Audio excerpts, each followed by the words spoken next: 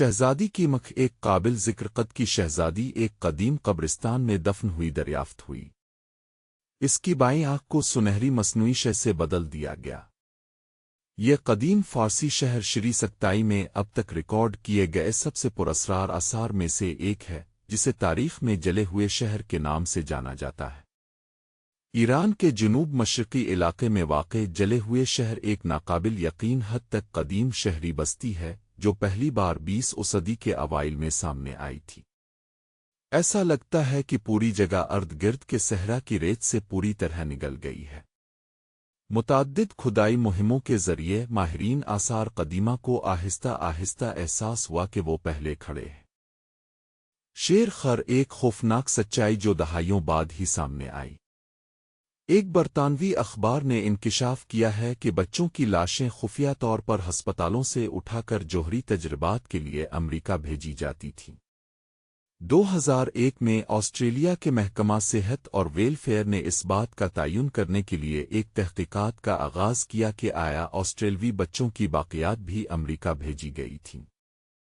اب یہ معلوم ہوا ہے کہ اس منصوبے کے لیے 6 مختلف ممالک سے 1500 سے زیادہ انسانی لاشیں جمع کی گئی تھیں۔ ان لاشوں کا تجزیہ اب ناکارہ ریاستہائے متحدہ کے ایٹمی توانائی کمیشن نے کیا تاکہ مضبوط ٹام 90 انچ انسانی ہڈیوں کے جمع ہونے کا مطالعہ کیا جا سکے۔ صدر کی طرف سے ڈی کلاسیفائیڈ دستاویزات۔ واقعہ بل کلنٹن نے تصدیق کی کہ اس میں ملوث سائنسدانوں کو پوری طرح معلوم تھا کہ ان کے اعمال غیر اخلاقی تھے، لیکن انہوں نے جاری رکھا۔ اس پر یقین کرنا انسانی جسم پر تابکاری کے اثرات کو صحیح معنوں میں سمجھنے کا واحد طریقہ تھا۔ ABC نیوز کی ایک رپورٹ میں انکشاف کیا گیا ہے کہ جن مقامات کو جسم جمع کرنے کے لیے نشانہ بنایا گیا ہے وہ زیادہ تر امریکہ، برطانیہ اور کینیڈا میں غریب کمیونٹیز تھے۔ سائنسدانوں نے فرض کیا کہ وہ ان علاقوں سے لاشوں کا پتہ لگائے بغیر آسانی سے لے سکتے ہیں۔ فیما حراستی کیمپ۔ فیما کیمپوں کے ارد گرد سازشی تھیوری امریکہ میں سب سے زیادہ متنازع موضوعات میں سے ایک ہے۔ اس نظریہ کے مطابق فیما فیڈرل ایمرجنسی مینجمنٹ ایجنسی ہے۔ تاریک مستقبل۔ مارشل لا بڑے پیمانے پر گرفتاریوں اور امریکی شہریوں کے مکمل لاک ڈاؤن کی تیاری کے لیے خفیہ طور پر حراستی کیمپوں کا مگ گیر نیٹ ورک بنانا۔ منظر نامہ کچھ یوں ہے: قدرتی آفت، قومی بحران، عالمی جنگ کے بعد حکومت ایک نئے عالمی نظام کا آغاز کرے گی جو کوئی بھی ایسے لوگوں کو نیچے اتارے گا جو اختیارات کے خلاف بات کرے گا، حکمران جماعت کو ووٹ دینے سے انکار کرے گا، صرف سوشل میڈیا پر غلط رائے کا اظہار کرے گا، اسے پکڑ کر فیما کیمپوں میں رکھا جائے گا اور وہیں انہیں ختم کر دیا جائے گا۔ آج تک اس نظریہ کو درست ثابت کرنے کے لیے کوئی ٹھوس ثبوت موجود نہیں ہے۔ تاہم تاریخ ہمیں یاد دلاتی ہے کہ امریکہ ریاستوں نے ایک بار دوسری جنگ عظیم کے دوران حراستی کیمپ بنائے تھے جہاں جاپانی امریکیوں کو بغیر کسی مقدمے کے رکھا گیا تھا۔ 19 وبائی مرض کے بعد سے فیما کیمپوں کے بارے میں نظریات میں ایک بار پھر اضافہ ہوا ہے۔ بہت سے لوگوں کا خیال ہے کہ گزشتہ 2 سالوں میں دنیا بھر میں تقریباً 9 بلین لوگوں کو لاک ڈاؤن کرنا آنے والے ورلڈ آرڈر کے لیے محض ایک امتحان تھا اور سب سے ستم ظریفی کا حصہ۔ امریکی تاریخ میں حراستی کیمپوں کے وجود کا اسکول کی نصابی کتابوں ڈوبتا ہوا چاند اور موت کے جنگل میں شاذ و نادر ہی ذکر ملتا ہے۔ 2015 میں شمالی آسٹریلیا میں خلیج کارپینٹریا میں ایک خاموش ماحولیاتی تباہی آئی۔ وہاں مینگروو کے جنگلات کا 10% حصہ ہے ایک مختصر وقت میں مر گیا۔ پہل سائنسدانوں کا خیال تھا کہ اس کی وجہ بحر الکاہل میں غیر معمولی طور پر زیادہ درجہ حرارت ہے، جس کے نتیجے میں جوار کم ہوا اور درخت کی جڑوں کو کھارے پانی تک رسائی سے روکا گیا۔ لیکن ایک نئی تحقیق میں اصل مجرم چاند کو اس کے عجیب و غریب ہلچل کے ساتھ سامنے آیا۔ چاند ان قوتوں میں ایک اہم کردار ادا کرتا ہے جو ہمارے سیارے پر حکومت کرتی ہیں، خاص طور پر اس کی کشش ثقل کے ذریعے جوار۔ لیکن ایک اور کم معلوم مظہر ہے چاند کا ڈوبنا۔ چاند کے مدار میں ہلکا سا جھکاؤ جو تقریباً 18.5 سال کے چکر کے بعد ہوتا ہے۔ ہر 18 سے 19 سال بعد चांद एक ड्रम में आलमी समंदरी नमूनों को तब्दील करने के लिए काफी झुकता है। मीडाक वे नासा तवील अरसे से इससे आगाह है और मुहक्किकीन ने गुज़िश्ता 3 दहाइयों पर मुहित सैटेलाइट डेटा का मवाजना किया है। उन्होंने दरियाफ्त किया कि जब भी चांद डूबता है दुनिया भर में मैंग्रोव के जंगलात को शदीद नुकसान पहुंचता है। खुफिया कमरा 2019 के अवाइल में हैलीफैक्स नोवा स्कॉटिया के शहर में वाक़े परवोन हाउस में मामूल की खुदाई के दौरान माहिरीन आसार कदीमा ने गैर मुतवक्के तौर पर ज़मीन के नीचे एक पत्थर के चैम्बर का इंकिशाफ किया जो कि कदीम नमूनों से भरे रहने वाले कमरे के साइज़ के थे। एक भी माहिर आसार कदीमा तामीराती कारकुन को शुबा नहीं था कि यहाँ कोई रिकॉर्ड खुफिया कमरा मौजूद नहीं नक्शे तजवीज़ करने के लिए कि ये कभी हुआ है। ये दरियाफ्त इस वक्त हुई जब एक खुदाई करने वाले ने इस चीज़ को मारा जिसके बारे में सोचा जाता था कि वो सन बुनियाद है, लेकिन जैसे ही वो गहरा खोदते गए पत्थर गिर गया जिससे नीचे एक खोखली जगह जाहिर हुई। अहम माहिर आसार कदीमा अप्रैल मैकिंटायर ने CBC को बताया कि हमें खुश्क पत्थर से बना हुआ एक कमरा मिला जिसमें नीम सर्कुलर गुंबद था। इसने जुर्माने की इत्तला कनाडा की हुकूमत को दी जिसमें चैम्बर को शुमाल से जुनूब तक तकरीबन 6 मीटर लंबा, मशरिक से मगरिब तक 4 मीटर चौड़ा और फर्श से छत तक तकरीबन 3 मीटर लंबा बताया गया। हालांकि अड्डे का ज्यादातर हिस्सा मिट्टी से ढका हुआ था। हिफाजती खदशात के पेश नज़र किसी को अंदर जाने की इजाज़त नहीं दी गई, लिहाजा वो पैमाइशें मुकम्मल तौर पर छत से ली गई फुटेज पर मबनी थीं। दौर से चलने वाला कैमरा मजमूई तौर पर 1534 नमूने मिले जिनमें से ज्यादातर शीशे और सिरामिक की अशिया हैं, लेकिन चैम्बर की असलियत और मकसद एक मुकम्मल मुयमना बनी हुई है। हम इस बात का यकीन नहीं कर सकते हैं कि ये किसके लिए इस्तेमाल किया गया था। मैकिंटायर ने कहा 18वीं सदी के अवाखिर से 19वीं सदी के अवाइल तक के बारूद ज़ख़ीरा करने वाले बैंकरों से ढांचे का मवाजना करते हुए बरामद होने वाले नवादरात की उम्र की बुनियाद पर आया मुहक्किकीन अशिया का मुताला जारी रखेंगे या नहीं ये अभी तक गैर यकीनी है। इनमें से ज्यादातर को महफूज स्टोरेज में मुंतकिल कर दिया गया है। भूत जहाज 1940 की दहाई में एक ठंडा करने वाला अफसाना पूरी समंदरी दुनिया में गर्दिश करने लगा। ये SS की कहानी थी। गलत मैदान के दरमियान एक जहाज इंडोनेशिया के साहिल पर फट गया जब उसका पूरा अमला पुरअसरार हालात में मर गया। कुछ ने दावा किया कि एक तन्हा जिंदा बच जाने वाला मार्शल जजीरों में साहिल पर नहा गया था। दूसरों का ख्याल था कि जहाज पर कज़्ज़ाकों ने हमला किया था। यहाँ तक कि कुछ लोगों ने यह नजरिया भी पेश किया कि यह खतरनाक केमिकल लेकर गया था, लेकिन आज तक इस बात का कोई ठोस सबूत नहीं है कि जहाज कभी मौजूद था। सरकारी तारीख के मुताबिक SS औरंग मेडन महज एक अफसाना है, फिर भी इसके ज़माने में समंदरी बरादरी में तकरीबन हर कोई इस कहानी को जानता था। जैसे ही दम चलती है, मिल-इक्का के सीधे रास्ते से गुजरते हुए जहाज ने परेशानी का इशारा भेजा। इसमें लिखा था, हम बहते हैं। कैप्टन समेत तमाम अफसरान जाँ बहक हो चुके हैं। पूरा अमला मर चुका है। मैं मर रहा हूं। और फिर 47 सिल्वर स्टार नामी करीबी अमरीकी जहाज ने पैगाम उठाया और जाए वक़ूआ पर पहुंच गया। जब इसका अमला और गलत मुदुन पर सवार हुआ तो उन्होंने इसमें कदम रखा जो एक हॉरर फिल्म की तरह महसूस होता था। जहाज के कुत्ते समेत पूरा अमला मर चुका था।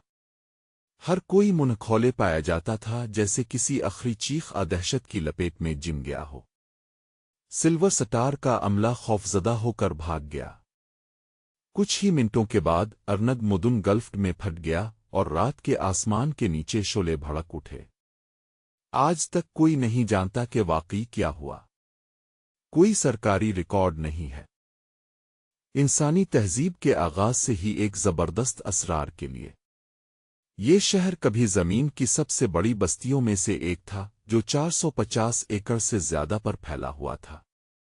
सिर्फ ये हकीकत हैरान कुन है, खास तौर पर इस बात पर गौर करते हुए कि ये शहर लूट के सहरा के वस्त में बनाया गया था, जो कुरा अर्ज के गर्म तरीन मकामात में से एक है। प्रागैतिहासिक इंसान इस तरह के बंजर नाकाबिल मुआफ़ी ज़मीन की तज़ीन में एक शहर क्यों तामीर करेंगे, ख़ास तौर पर इस खित्ते में पानी लाने के लिए किसी मरूफ टेक्नोलॉजी के बगैर। शायद कदीम ज़माने में माहौल ड्रामाई तौर पर मुख्तलिफ था, और शायद जदीद माहिरीन के पास ऐसे राज हैं जिनसे पर्दा उठाना बाकी है। ये शहर पहली बार तकरीबन 3550 साल कब्ल मसीह से कायम हुआ था। कोई मलबा नहीं, याददाश्त की धुंध में खोए हुए सिर्फ बिखरे हुए बयानात, जैसे एक प्रेत जहाज हमेशा के लिए समंदर के इस पार बहते हैं, कभी भी मुकम्मल तौर पर हकीकी साबित नहीं हुए। गोरगन मदूमियत से बच जाने वाला।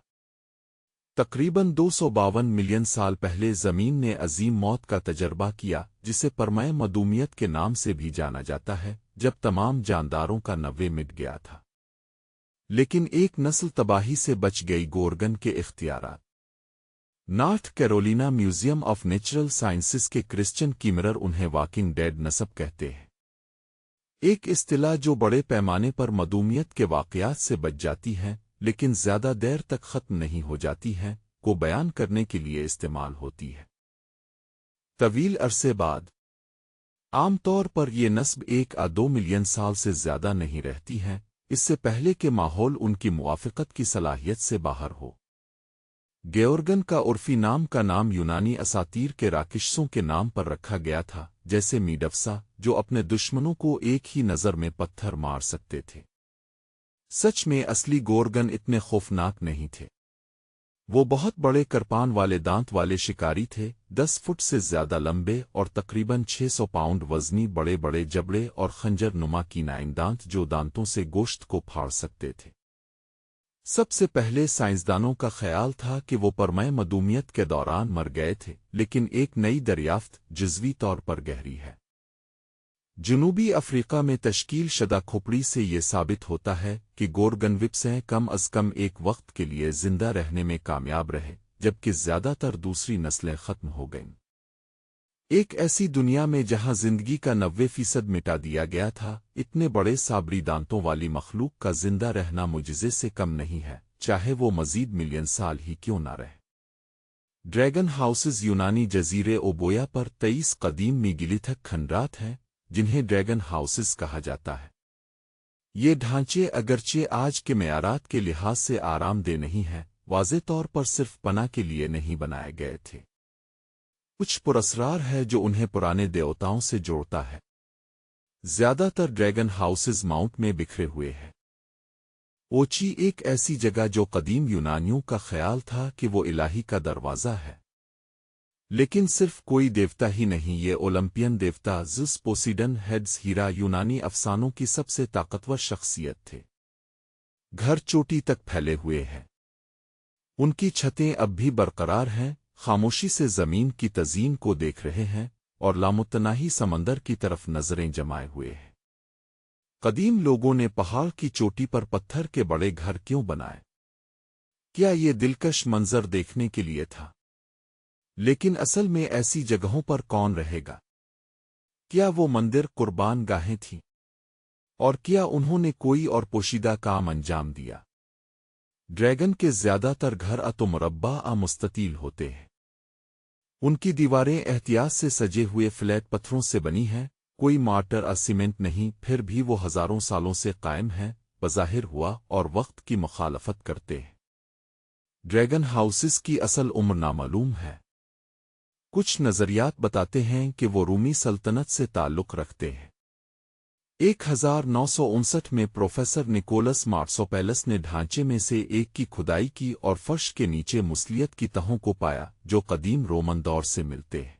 इस बात की तस्दीक करते हैं कि मकानात कम अज़ कम 2000 साल पुराने हैं।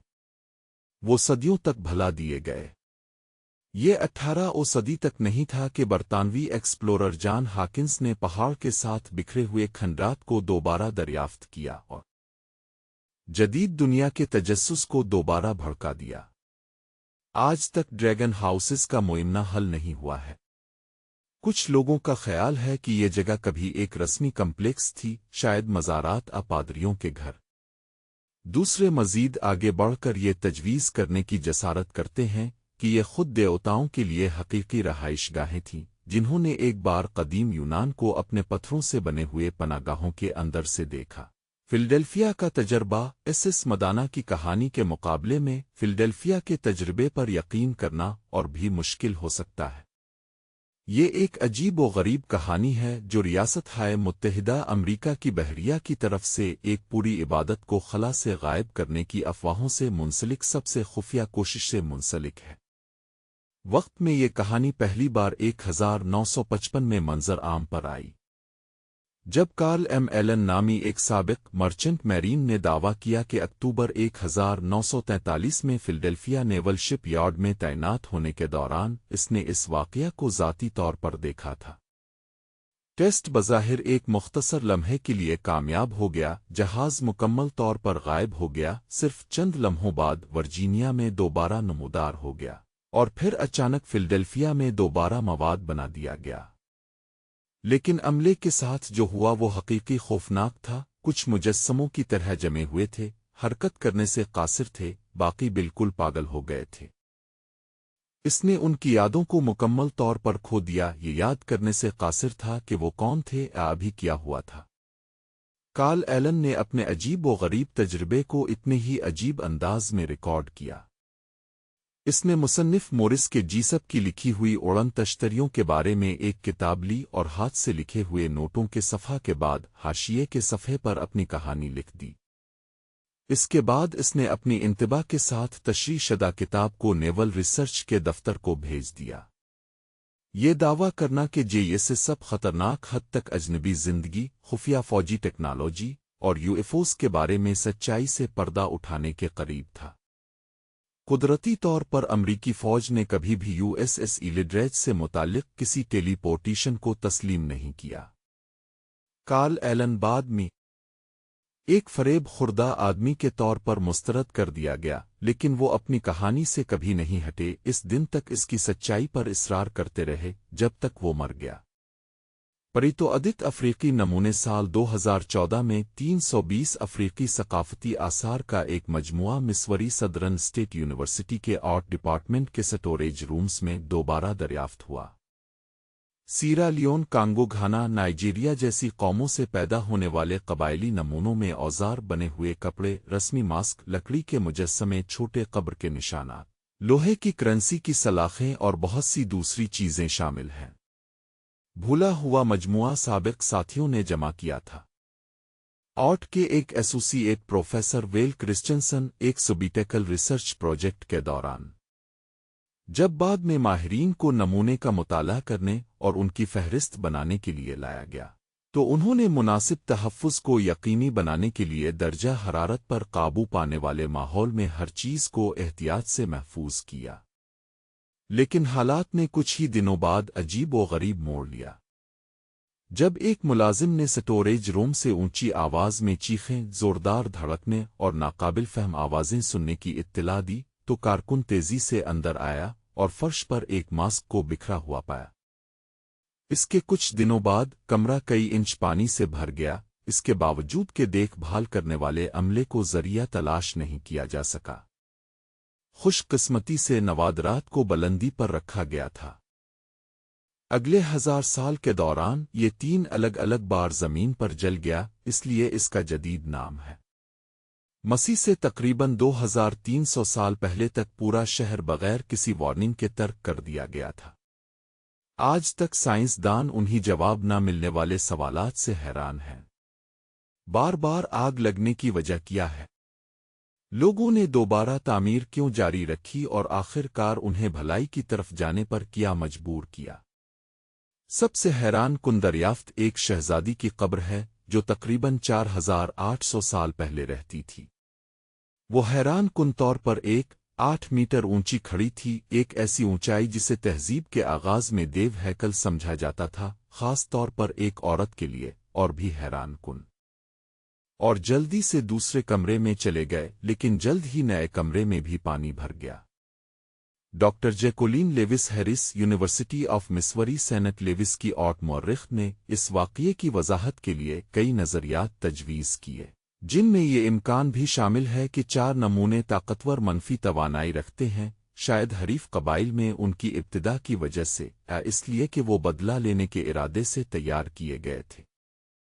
اس نے مشورہ دیا کہ اشیاء پیاسے ہیں جو عجیب سیلاب کی وضاحت کر سکتی ہے، اور انہیں الگ تھلگ کرنے اور بابا جلانے کی صفائی کی رسم انجام دینے کی سفارش کی۔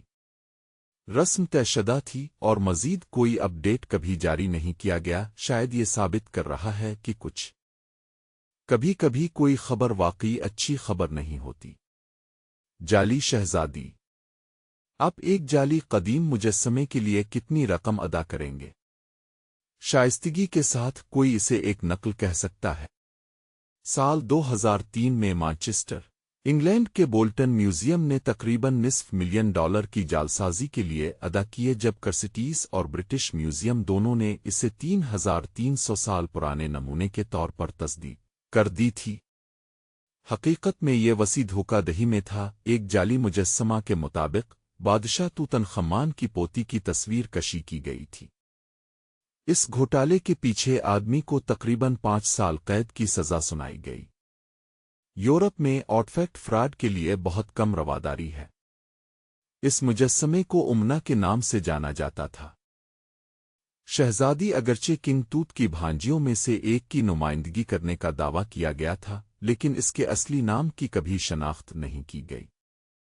توتنکامون کا شاہی نسب بدنام زمانہ پیچیدہ الجھا ہوا اور ایک ایسی حقیقت کو جنم دیتا تھا جو قدیم مصر میں حیرت انگیز طور پر عام تھا۔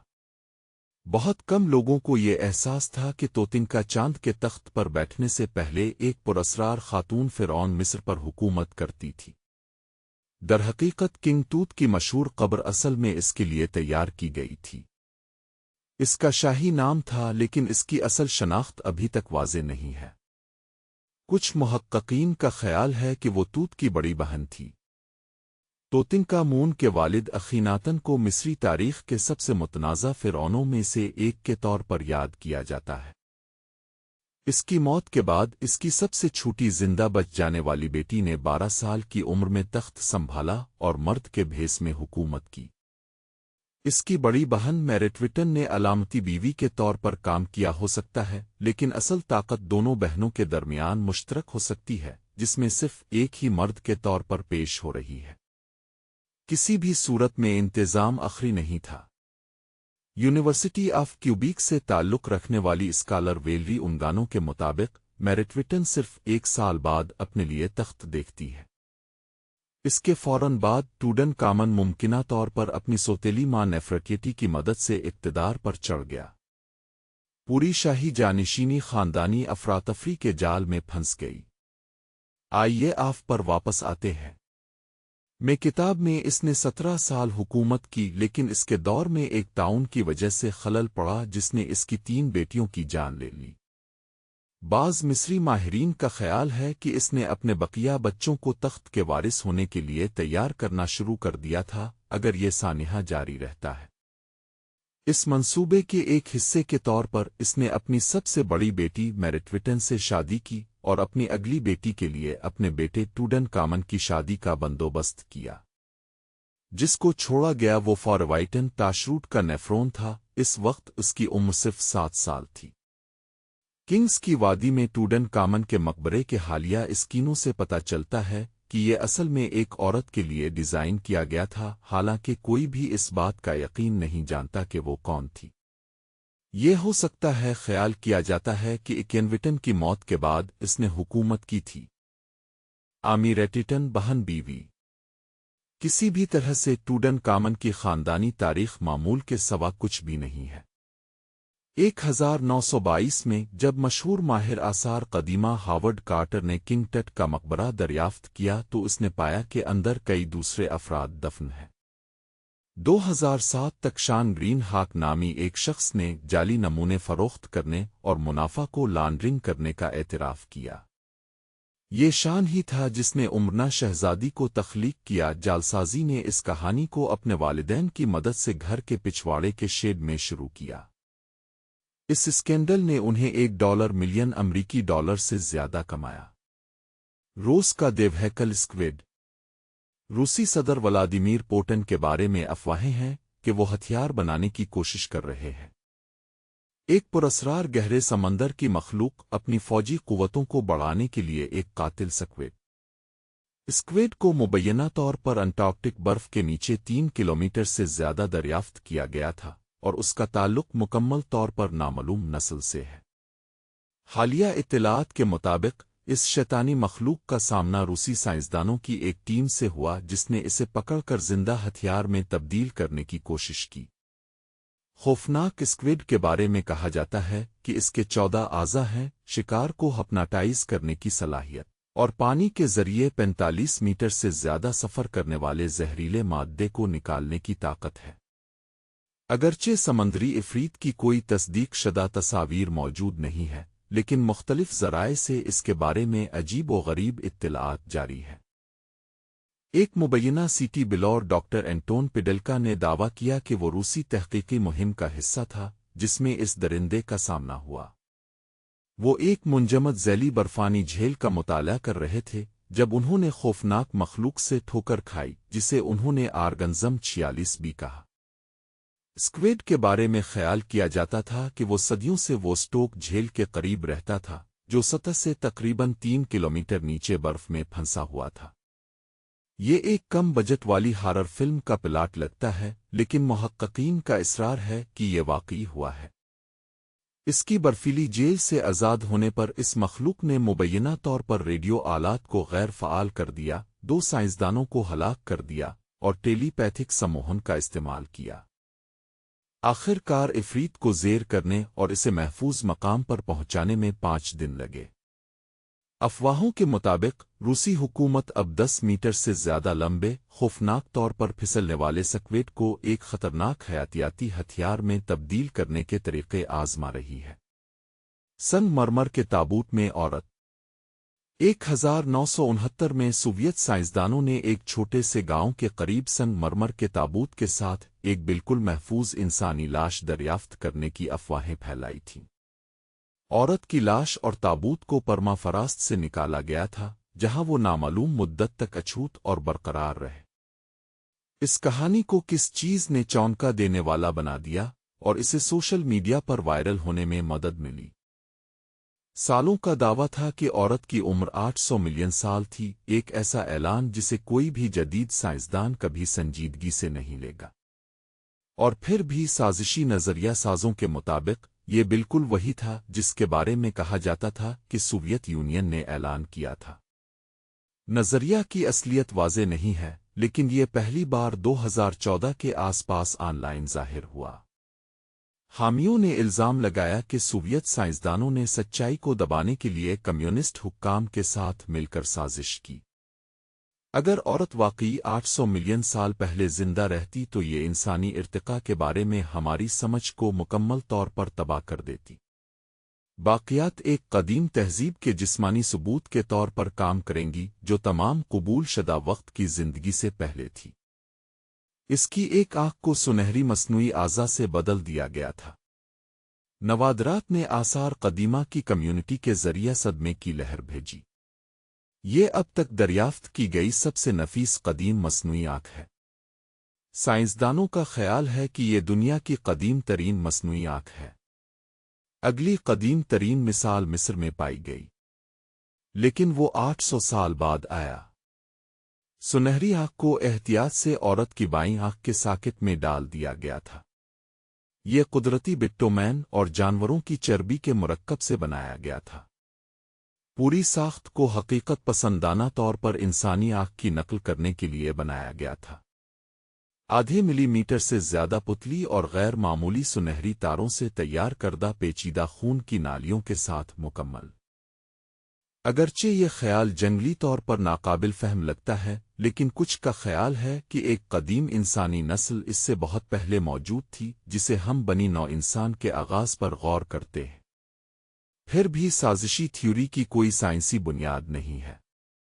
آج کوئی نہیں جانتا کہ سنگ مرمر کا تابوت کہاں ہے، اور اس کے وجود کی تصدیق کرنے کے لیے کوئی تصاویر یا جسمانی نمونے نہیں ہے، صرف افسانوں اور تخیلات سے بھری ہوئی کہانیاں۔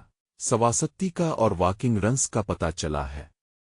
दूसरी जंग अजीम के तारीख दिनों में डेनमार्क में हवाई अड्डे की तामीर के दौरान एक पुरस्रार दरियाफ्त ने कदीम तारीख और नाजी नज़रिए के बारे में परेशान कुन सवालात को जन्म दिया, जबकि डैनिश के एक मकामी बाशिंदे ने मिट्टी के नीचे तकरीबन 1 मीटर खुदाई की। बेनकाब इंसानी बाक़ियात और ज़ेवरात के कई अजीब व गरीब टुकड़े, उनमें से एक बरुच बाहर खड़ा हुआ और जल्द ही माहिरीन आसार कदीमा की तवज्जो मबजूल कराई। डेनमार्क के नेशनल म्यूज़ियम के माहिरीन साइट पर पहुंचे और इस बरविच की शनाख्त कदीम कमरों के तौर पर की। वाकिंग के दौर में नारस के ज़रिया इस्तेमाल होने वाली अलामती रस्म अलखत सवासत्तिका के साथ इस अलामत को बाद में फाशिज़्म ने हाईजैक कर लिया। जिस वक्त बरविच बनाया गया था, सवासत्तिका अब भी एक मुक़द्दस शमसी निशान था और हज़ारों सालों से यूरोप भर में इस्तेमाल होने वाला कदीम निशान था। लेकिन नाज़ियों के ताउन से ये अलामत हमेशा के लिए तबाही से मुंसलिक हो गई। जिस चीज़ ने इस दरियाफ्त को ख़ास तौर पर परेशान कर दिया, इसका एक नाज़ी प्रोपेगेंडा मुहिम। 1944 में जैसा कि फाशिस्टों ने आर्याई बालादस्ती को फ़रोग़ देने के लिए हर तरह का रास्ता तलाश किया, वो अपने बटे हुए बयानिए को तक़वियत देने के लिए नॉरस की तारीख़ और रोनिकिस गिरफ्त की तरफ मुतवज्जे हुए। नाज़ी पार्टी के बहुत से आला अरकान का ख्याल था कि जर्मन वाकिंग जंगजुओं से ताल्लुक़ रखते हैं, जिन्हें वो खालिस तरीन और कदीम तरीन खून की लकीर समझते थे।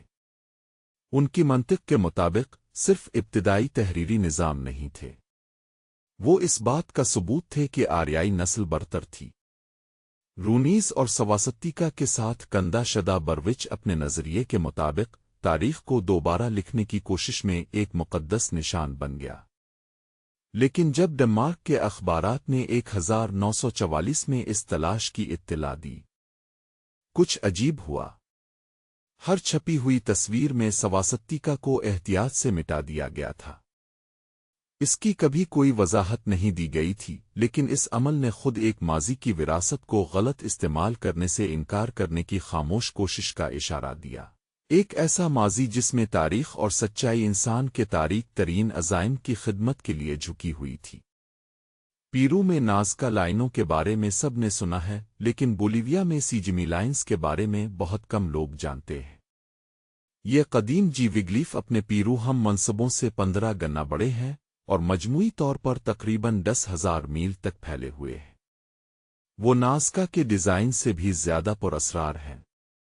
कोई भी सही मानों में नहीं जानता है कि किसने बनाई है। लाइनें नाज़का के अदाद व शुमार के बरक्स, जिन्हें माहिरीन आसार कदीमा ने पीरकास और बाद में नाज़का सकाफ़तों से मंसूब किया है, 400 क़ब्ल मसीह और 500 एड के दरमियान। बोलिविया में इन लाइनों के बनाने वालों की तरफ इशारा करने वाले कोई कतई सबूत नहीं है। इनमें से कुछ की तारीख़ 1000 क़ब्ल मसीह तक की गई है, जिसकी वजह से वो नाज़का लाइनों से 600 साल पुराने हैं। सजुम्मा लाइनें इतनी वसी हैं कि मुहक्किकीन का ख्याल है कि उन्हें मुकम्मल करने में सैकड़ों साल लगे होंगे, कई नस्लों में गुजरे होंगे। उन्हें बनाने के लिए इस्तेमाल किया जाने वाला तरीक़ा हैरत अंगेज़ तौर पर आसान है। कदीम लोगों ने नीचे की हल्की मिट्टी को ज़ाहिर करने के लिए सहरा की सियासतह के पत्थरों को महज खुरच दिया था, एक छड़ी से मिट्टी में लकीरें खींचने की तरह। लेकिन इस मामले में हर लाइन 10 मील से ज़्यादा फैली हुई है, कुदरती रुकावटों को सीधी काटती हुई, गोया किसी बड़ी ताकत ने ज़मीन की तज़ीन में अपना रास्ता बना लिया है। साइंसदानों के मुताबिक ये लकीरें गालिबन कदीम मुक़द्दस मकामात की तरफ जाने वाले यात्रा के रास्ते थे, दूसरे लफ्ज़ों में कदीम सड़कें। इस नज़रिया की तायीद के लिए सबूत मौजूद है। लाइनों के साथ मंदिरों और तदफीन के मीनारों के खंडात पड़े हैं। जब ईसाई मिशनरी बोलिविया पहुंचे तो उन्होंने अपने नए तामीर शदा गिरजा घरों को जोड़ने के लिए सजुम्मा नेटवर्क का इस्तेमाल किया। मज़ीद बरह एडम बर्च की तहकीक से पता चलता है कि लोग आज भी उन लाइनों को इस्तेमाल करते हैं। लेकिन क्या हमें वाकई ज़रूरत है? दर्जनों सड़कें सिर्फ मुक़द्दस मकामात तक पहुंचने के लिए, ज़्यादातर सीजमिलीन कहीं भी नहीं जाती है, जिससे पता चलता है कि कोई गहरा मकसद हो सकता है जिसका साइंसदानों को अभी तक पता नहीं चल सका है। तीवती वाकान और तख्लीक के खुदा। میکسیکو سٹی کے شمال مشرق میں تقریباً 35 میل کے فاصلے پر ایک وسیع شہر کے کھنڈرات ہیں جو زمین پر موجود کسی بھی چیز کے برعکس ایک قدیم دنیا ہے۔ یہاں کے دیوہیکل اہرام ہر سال لاکھوں سیاحوں کو اپنی طرف متوجہ کرتے ہیں۔ کچھ کا دعویٰ بھی ہے کہ یہ ڈھانچے قاہرہ کے اہراموں سے زیادہ خوفناک ہیں۔ جو چیز آثار قدیمہ کے ماہرین کو سب سے زیادہ متوجہ کرتی ہے وہ نہیں ہے جو زمین کے اوپر ہے۔ یہ زیر زمین اسرار، مرکری تالاب اور جواب طلب سوالات ہیں۔ ایک جرات مندانہ نظریہ تجویز یہ ظاہر کرتا ہے کہ یہ 2000 سال سے زیادہ پہلے ایک خلائی بندرگاہ تھا۔ امریکہ کا سب سے زیادہ آبادی والا شہر تھا، پھر بھی کوئی نہیں جانتا کہ یہ کس زبان میں بنایا گیا، بولا گیا، ان کی تہذیب کیسے زوال پذیر ہوئی، وہ کہاں سے آئے۔ وہ 550 عیسوی کے لگ بھگ غائب ہو گئے، ازٹیکس کے آنے سے بہت پہلے۔ جب ایزٹیکس نے کو دریافت کیا تو انہیں اندازہ نہیں تھا کہ وہ کیا دیکھ رہے ہیں۔ ان کے نزدیک اہرام اور ترک شدہ ڈھانچے دیوتاؤں کے تھے۔ وہ مانتے تھے کہ دیوتا کبھی وہاں رہتے تھے اور پھر چلے گئے، اس لیے انہوں نے اسے وہ جگہ کہا جہاں دیوتاؤں کی پیدائش ہوئی تھی۔ ازٹیکس کسی چیز کی تعمیر کا تصور بھی نہیں کر سکتا تھا، اتنا عظیم، اور جدید سائنسدان بھی ایسا ہی محسوس کرتے ہیں۔ 2003 میں آثار قدیمہ کے ماہرین نے پرو والے سانپ کے مندر کے نیچے ایک سرنگ دریافت کی جو ٹوٹواکن میں سب سے بڑا اور سب سے زیادہ آرائشی اہرام ہے۔ یہ سرنگ 1800 سال سے بند تھی۔ دنیا نے دیکھا جب محققین نے اس جگہ کی کھدائی کی۔ ہر ایک کو خزانہ کی توقع تھی، لیکن کسی کو بھی مائع پارے کے تالابوں کی توقع نہیں تھی۔ انہیں انسانی دانتوں سے بنے ہار، قیمتی پتھر کی آنکھوں والے شاندار مجسمے، سبز پتھر، مگرمچھ کے دانت اور جیگور کے مجسمے ایک میوزیم کو بھرنے کے لیے کافی نمونے ملے۔ لیکن سب سے بڑی دریافت خزانہ نہیں تھا۔ یہ مہینے کے نیچے ایک پوری چھپی ہوئی دنیا تھی۔ نئی ذہنی ساخت، تقریباً 60 فٹ زیر زمین۔ محققین نے پارے کے عطلی تالابوں کو بے نقاب کیا، جن کے بارے میں خیال کیا جاتا ہے کہ وہ رسمی جھیلوں کی نمائندگی کرتے ہیں۔ سرنگ کی دیواریں پاؤڈرڈ پارائٹ سے چمکتی ہیں، جسے ہم بے وقوفوں کا سونا کہتے ہیں، جس سے چھت کے ساتھ ستاروں کی چمک پیدا ہوتی ہے۔ بہت سے ماہرین آثار قدیمہ کا خیال ہے کہ سرنگ کو پیچیدہ رسومات کے لیے استعمال کیا گیا تھا، جو ممکنہ طور پر کے مماروں کی کاسمولوجی سے منسلک ہے۔ ماہر آثار قدیمہ گومیز شاویز نے ایک بار کہا تھا کہ وہ واقعی یقین رکھتے ہیں کہ کیوکیویکان دیوتاؤں کی جائے پیدائش ہے جو تمام چیزوں کا مرکز ہے۔ قدیم زمانے میں یہاں تک کہ لوگ سرنگ کے اوپر والے پلازا کو سیلاب میں ڈال دیتے تھے تاکہ اہرام کو کسی قدیم سمندر سے اٹھتے ہوئے پہاڑوں کی طرح دکھائی دے۔ پارے میں ایف ہو سکتا ہے۔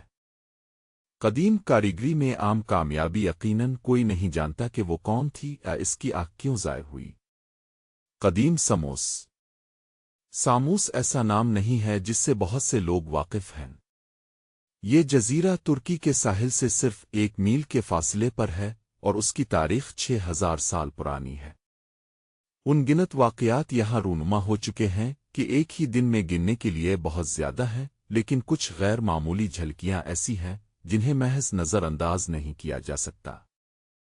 جب کوئی جگہ اس وقت تک موجود ہے تو اس میں کوئی تعجب کی بات نہیں ہے کہ یہ خرافات اور داستانوں سے بھری ہوئی ہے۔ قدیم کہانیوں کے مطابق سمندر کی دیوی انسانوں کی آمد سے بہت پہلے اس جزیرے پر رہتی تھیں۔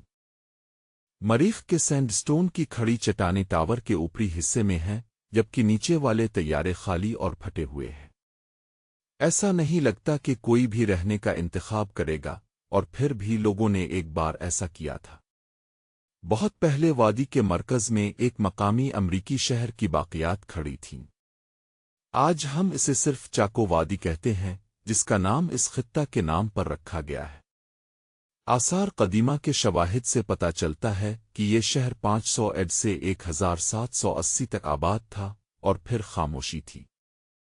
کوئی نہیں جانتا کہ لوگ کیوں چلے گئے یا ان کی تہذیب کا کیا ہوا۔ وہ اپنے پیچھے یادگار ڈھانچے چھوڑ گئے، انجینئرنگ کی شاندار صلاحیتوں کا ثبوت، اور پھر بغیر کسی نشان کے غائب ہو گئے۔ کو آج چوکو کینیان کے ارد گرد عجیب و غریب مظاہر ظاہر ہوتے رہتے ہیں۔ عینی شاہدین نے آسمان میں بیضوی شکل کی چیزوں کو شفاف اپنے گرد ستاروں کی روشنی کو موڑتے ہوئے، بادلوں میں سے گھومتے ہوئے بھنور کی طرح دیکھا ہے۔ کچھ کا خیال ہے کہ یہ ایک پورٹل کا بچا ہوا توانائی کا دستخط ہے جو کبھی چوکو کینیان کے لوگوں کو اس دنیا سے دور لے جانے کے لیے استعمال کیا جاتا تھا۔ اور بھی ہے۔ سائٹ کے قریب ایک نقش شدہ پیٹروگلیف اوپر ایک بڑا سرپل دکھاتا ہے جو آسمان میں بھنور سے ملتا جلتا ہے، شاید کائناتی دروازے کی تصویر۔ لوٹ ایک انسانی شخصیت ہے، ہاتھ سرپل کی طرف بڑھتا ہے جیسے کسی اور جہت میں کھینچا جا رہا ہو۔ یہ سب قیاس آرائیاں ہیں، لیکن چند لوگ اس بات سے انکار کرتے ہیں کہ چوکو کینیان میں راز سائنس اب بھی بیان نہیں کر سکتی۔ ایسٹر آئی لینڈ کے فراموش شدہ اہرام، زیادہ تر لوگوں نے ایسٹر آئی لینڈ کے بارے میں سنا ہے، لیکن بہت کم لوگ جانتے ہیں کہ اس کا ایک چھوٹا سا بھائی راپا آئی ٹی آئی ہے، جبکہ دنیا راپا نوئی کے پتھر کے دیوہیکل مجسموں پر حیران ہے۔ تقریباً کوئی بھی راپا آئی ٹی آئی کے بھولے ہوئے اہرام کے بارے میں بات نہیں کرتا ہے۔ راپا آئی ٹی آئی ایک ڈائنوسار تھیم پارک کی طرح ہے۔ یہ جزیرہ دراصل ڈوبتے ہوئے آتش فشاں کی چوٹی ہے۔ اس کے مرکز میں قدیم گڑھے کی باقیات کی بلندیوں سے گھری ہوئی ایک وسیع خلیج ہے۔ کنگ کانگ کی کہانیوں سے کھوپڑی کے جزیرے کا تصور کریں جو حقیقی زندگی میں راپا آئی ٹی آئی ہے۔ ایک مائکاوی ناول سے نکالا گیا ایک منظر۔ ہالی ووڈ کی فلم۔ یہاں سب سے عجیب حصہ ہے۔ راپا آئی ٹی آئی زمین کے قطر میں یروشلم کے بالکل سامنے واقع ہے۔ یروشلم دنیا کے مقدس ترین شہروں میں سے ایک، کرہ ارض کی سطح پر ایک آئینہ ہے، اور یہ راپا آئی ٹی آئی ہے۔ شاید یہ محض اتفاق ہے، شاید نہیں۔ ریج لائنوں میں بکھرے ہوئے کھوئے ہوئے تہذیب کی نشانیاں ہیں۔ پتھروں کے 28 قلعے چٹانوں کے اوپر بنائے گئے، طویل بھولی ہوئی جنگوں کا ثبوت۔ یہ قدیم قلعے کائی سے ڈھکے ہوئے اہرام سے ملتے جلتے ہیں۔ سب سے قدیم مورانگو یوٹا تقریباً 800 سال پہلے تعمیر کیا گیا تھا۔ مورخین پہلے آباد کار کو مانتے ہیں 12 صدی کے آس پاس آیا۔ ممکنہ طور پر پولینیشیائی باشندے، وقت گزرنے کے ساتھ انہوں نے جزیرے کے وسائل ختم کر دیے، حریف قبیلوں میں بٹ گئے اور پہاڑی چوٹی کے مضبوط قلعوں کی طرف پیچھے ہٹ گئے، جو ایک زمانے میں متحد لوگ تھے جو بقا کی وجہ سے الگ ہو گئے تھے۔ یورپی ایکسپلورر جارج وینکوور پہنچنے والا پہلا بیرونی شخص تھا۔ دسمبر 1791 میں اس کی آمد شراب اور بیماری لے کر آئی جس نے جزیرے کو تباہ کر دیا۔ صرف چند دہائیوں کے اندر مقامی آبادی کا تقریباً 3/4 ہلاک ہو گیا۔ بعد میں پیرو غلاموں کے تاجر آئے، زندہ بچ جانے والوں کو اغوا کر لیا۔ 1826 تک صرف 2000 لوگ رہ گئے۔ 1846 تک یہ تعداد کم ہو کر 100 رہ گئی تھی۔ اس کے باوجود لوگ اپنے ثقافتی ورثے سے چمٹے رہے۔ انگریزوں نے کوئلہ اسٹیشن قائم کیا اور 1881 میں فرانس نے اس جزیرے پر قبضہ کر لیا۔ 18 جون 1887 کو آخری آبائی ملکہ کو معزول کر دیا گیا اور بادشاہت ختم ہو گئی۔ کھدائی 1956 میں شروع ہوئی جس کی قیادت ولیم مالائے اور تھور ہیرڈاہل نے کی، جس میں اہرام کی شکل کے قلعے مورنگو یوٹ پر توجہ مرکوز کی گئی۔ وہ جدید ترین تعمیراتی تکنیک سے دنگ رہ گئے تھے اور دنیا کی تاریخ کے بارے میں غیر روایتی خیالات کے ساتھ نارویجن ایکسپلورر خیال کیا جاتا ہے کہ پولینیشیا کو جنوبی امریکہ سے تعلق رکھنے والی سرخ بالوں والی میلی کھال والی نسل نے نوآبادیاتی بنایا تھا۔ امریکہ اس نے انہیں ٹکی لوگ کہا جو مشرق وسطی سے سمندری کرایوں کی سورج کی پوجا کرتے ہیں۔ 1947 میں اس نے اپنے نظریہ کو ثابت کرنے کے لیے ایک لکڑی کے بیڑے پر بحر الکاہل کا 5000 میل کا فاصلہ عبور کیا۔ جب کیپٹن جیکب روگاوائن 1722 میں ایسٹر جزیرے پر پہنچا تو اس نے دعویٰ کیا کہ مقامی لوگوں کی جلد دودھ جیسی سفید ہے۔ تھور نے اس تفصیل کو قدیم ٹکی تہذیب کے اپنے نظریہ کی تائید کے لیے استعمال کیا، لیکن آج زیادہ تر اسکالرز اس کے خیالات کو سیڈ آف سائنس کے طور پر مسترد کرتے ہیں، جن میں سنجیدہ علمی حمایت کا فقدان ہے۔ یہ پیغام بوتل میں ہے۔ اسکاٹ لینڈ کے تاریخی شہر ایڈنبرا میں ایک مقامی ماں نے ماضی کے ایک ٹکڑے سے پردہ اٹھایا جب اسے اپنے گھر کے فرش بورڈ کے نیچے بند ایک پیغام ملا۔ یہ ہاتھ سے لکھا ہوا ایک چھوٹا سا نوٹ تھا جسے وسکی کی خالی بوتل کے اندر لپیٹ کر چھپایا گیا تھا، جو 135 سال قبل وکٹورین دور میں وہاں رکھا گیا تھا۔ یہ پیغام 1887 میں لکھا گیا تھا، اور یہ صرف اس وقت پایا گیا جب پلمر پیٹر ایلن اکتوبر 2022 کے اوائل میں گھر میں کام کر رہے تھے۔ خوش قسمتی سے اس نے بالکل وہی فرش بورڈ کاٹ دیا جس نے بوتل کو 1 صدی سے زیادہ عرصے سے چھپا رکھا تھا۔ گھر کے مالک نے بوتل کھولنے سے پہلے اپنے بچوں کے واپس آنے کا انتظار کرنے کا فیصلہ کیا، یہ سوچ کر کے آیا اس میں کوئی وصیت خزانے کا نقشہ کوئی بہت پرانا لطیفہ ہے۔ انہوں نے چمٹی سے نوٹ ہٹانے کی کوشش کی لیکن اتفاق سے اسے پھاڑ دیا۔ آخر میں جھنجھلاہٹ کو بازیافت کرنے کے لیے انہیں بوتل توڑنی پڑی۔ سکرول پیغام میں لکھا تھا، جیمز رچی اور جان گریو نے یہ فرش بچھا دیا لیکن انہوں نے وسکی نہیں پی۔ 6 اکتوبر 1887 جس کو بھی یہ بوتل ملے وہ سمجھے گا کہ ہماری خاک گلیوں میں الفاڑ رہی ہے۔ ایک سادہ لیکن پریشان کن دریافت، ایک پرسکون یاد دہانی کے ماضی واقعی کبھی نہیں جاتا، یہ آپ کے قدموں کے نیچے چھپا ہوا ہو سکتا ہے، تلاش کرنے کے انتظار میں۔ ٹھول سوسائٹی۔ اگر اس میں سے کوئی واقف معلوم ہوتا ہے تو اس کی وجہ یہ ہے کہ اس نے نازی پارٹی کی نظریاتی بنیاد بنائی۔ کتاب ورل آنے والی نسل کی طاقت وکٹورین دور میں اس قدر مقبول ہوئی کہ مغربی صوفیہ نے ورل نامی ایک مافوق الفطرت قوت کے بارے میں کہانیاں گردش کرنا شروع کر دیں۔ ایک گواہ ان میں تھیٹیس بھی تھی جو کہ افسانوی ہیرو اچیلس کی ماں تھی۔ سامس پورے یونانی افسانوں میں بار بار ظاہر ہوتا ہے۔ جزیرے کے پہلے معروف حکمران کے بارے میں کہا جاتا ہے کہ وہ انکیس تھا جو ایک دیوتا اور خود پوسیڈن کا بیٹا تھا۔ جب جیسن گولڈن فلائز کی تلاش پر نکلا تو انکیز اس مہم جوئی میں اس کے ساتھ شامل ہو گئے۔ افسانہ یہ بھی دعویٰ کرتا ہے کہ ہیرا دیوی سامس جزیرے پر پیدا ہوئی تھی۔ مشہور فلسفی اور ریاضی دان پاتھاگورس کی میراث بھی اتنی ہی اہم ہے۔ مورخ ہیروڈوٹس نے ایک بار سامس کی تعریف یونانیوں اور غیر ملکیوں کے لیے سب سے بڑے شہر کے طور پر کی تھی۔ صدیوں کے دوران جزیرے نے ایک دنیا بھر میں خفیہ معاشرے اور فرقے صوفیانہ طاقتوں کی حامل زیر زمین آریائی نسل کے خیال سے متاثر ہو گئے۔ اس عقیدے کو مکمل طور پر قبول کرنے والے انتہائی گروپوں میں سے ایک جرمنی میں ٹول سوسائٹی تھی۔ ٹول سوسائٹی جنونیوں کا مجموعہ تھا جو آریائی برتری اور ایک پوشیدہ زیر زمین انسانیت کے وجود میں یقین رکھتے تھے۔ وہ ان قوتوں میں شامل تھے جنہوں نے ایڈولف ہٹلر کے اقتدار میں آنے کے دوران ان کی حمایت کی۔ تاریخی دستاویزات کے مطابق جو طویل عرصے سے دفن ہیں، یہ ٹول اور حقیقی معاشروں کے ارکان تھے جنہوں نے نازی ازم کے فریب خوردہ نظریات کو تشکیل دینے میں مدد کی۔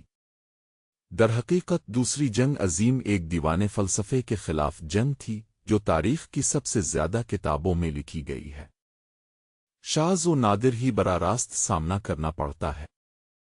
اس وقت اوسط جرمن شہری نے کبھی تھول کا نام تک نہیں سنا تھا، لیکن حکمران اشرافیہ کو معلوم تھا اور وہ اس پر یقین رکھتے تھے۔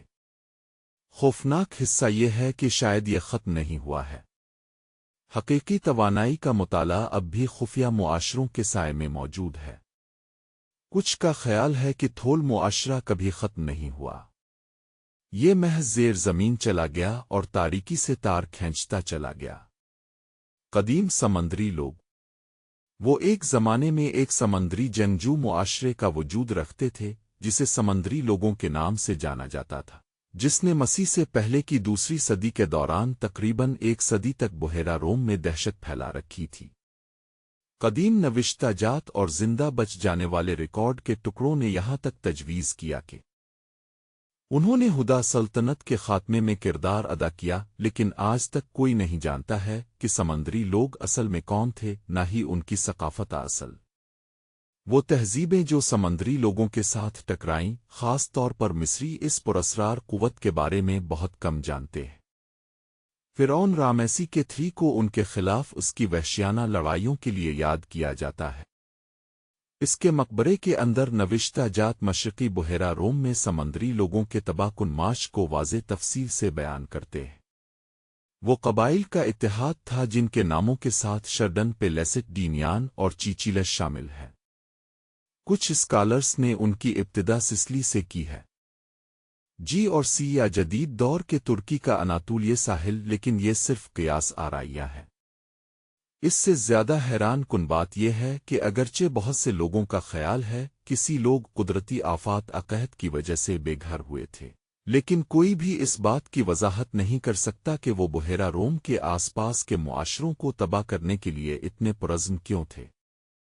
اگرچہ انہوں نے ایک بار پورے خطے میں خوف پھیلا دیا تھا، لیکن 1175 قبل مسیح میں نیل ڈیلٹا کی لڑائی کے بعد ان کی طاقت اچانک ختم ہو گئی۔ جب رامسس سوم نے اپنی فوجیں جمع کیں اور حملہ آوروں کو شکست دی، اس لمحے سے سی لوگ تاریخ سے مٹ گئے۔ ناممکن بلیوسٹون 1990 میں مغربی افریقہ میں ایک بڑی نیلی چٹان دریافت ہوئی، اور انسانی تاریخ کو دوبارہ لکھنے کی صلاحیت کے ساتھ اعتراض۔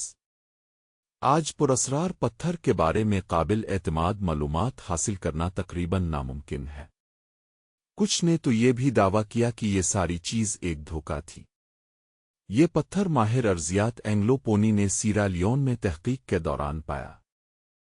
اس نے ایک گہری نیلی چٹان کو ٹھوکر ماری جو ایسا لگتا تھا جیسے آسمان کا ایک ٹکڑا ٹھوس کرسٹل میں بدل گیا ہو۔ یہ مکمل طور پر نیلا تھا، جس میں ہلکی سفید لکیریں تھیں جو بادل کی سرگوشیوں سے ملتی جلتی تھیں۔ ان جلوں نے عجیب و غریب چیز کی طرف متوجہ ہے کر اسے جانچ کے لیے بھیج دیا۔ اس کا جائزہ لینے والے سائنسدان دنگ رہ گئے اور پتھر کو دوسرے محققین تک پہنچاتے رہے۔ اس نے اپنا راستہ بنایا۔ سب سے زیادہ معزز لیبارٹریوں میں سے کچھ: university of Geneva, university of Tokyo, university of Rome, صرف چند ایک کے نام۔ ہر ماہر نے اتفاق کیا یہ نیلے پتھر موجود نہیں ہونا چاہیے۔ اس کا کیمیکل میک اپ زمین پر کسی چیز سے مشابہت نہیں رکھتا تھا۔ یہ آسمانی پتھر آسمانی چٹان کے نام سے مشہور ہوا۔ اس کی ساخت کاربن، کیلشیم، سلیکان اور سوڈیم کی تھوڑی مقدار کے ساتھ 77% سے زیادہ آکسیجن پر مشتمل تھی۔ کیمیا دانوں کے نزدیک یہ مرکب کنکریٹ پلاسٹر سے مشابہ تھا۔ پتھر بھی مصنوعی طور پر رنگ کیا گیا تھا۔ زیادہ تر محققین کا خیال ہے کہ یہ قدرتی مواد نہیں تھا، بلکہ کوئی چیز جو انسان کی بنائی ہوئی، ممکنہ طور پر بنائی گئی، جو ایک پریشان کن سوال اٹھاتی ہے۔ افریقہ میں اسے زمین کی تہوں کے نیچے کیوں دفن کیا گیا؟ اس سے بھی زیادہ پریشان کن مٹی کی پرت جہاں پتھر پایا گیا تھا تقریباً 12,000 سال قبل مسیح کا ہے۔ ایک مشہور نظریہ یہ ہے کہ نیلے پتھر کو ایک ماورائے زمین تہذیب نے تخلیق کیا تھا۔ دوسروں کا کہنا ہے کہ یہ ایک انتہائی ترقی یافتہ انسانی معاشرے کی پیداوار تھی جو بائبل کے سیلاب سے بہت پہلے افریقہ میں موجود تھی۔ آپ کا کیا خیال ہے؟ کمیونسٹ مخالف ویمپائر فلپائن 7,000 سے زیادہ جزائر پر مشتمل ایک جزیرے کی قوم نہ صرف اپنے ہسپانوی ورثے اور دنیا کی 100% سے زیادہ آبادی کے لیے مشہور ہے۔ 75 مادری زبانیں، بلکہ اس کی تاریخ اور گہری جڑوں کے لیے بھی۔ سب سے زیادہ خوفناک اسوان کی کہانی ہے، جو فلپائنی لوک داستانوں کی ایک ویمپائر نما مخلوق ہے۔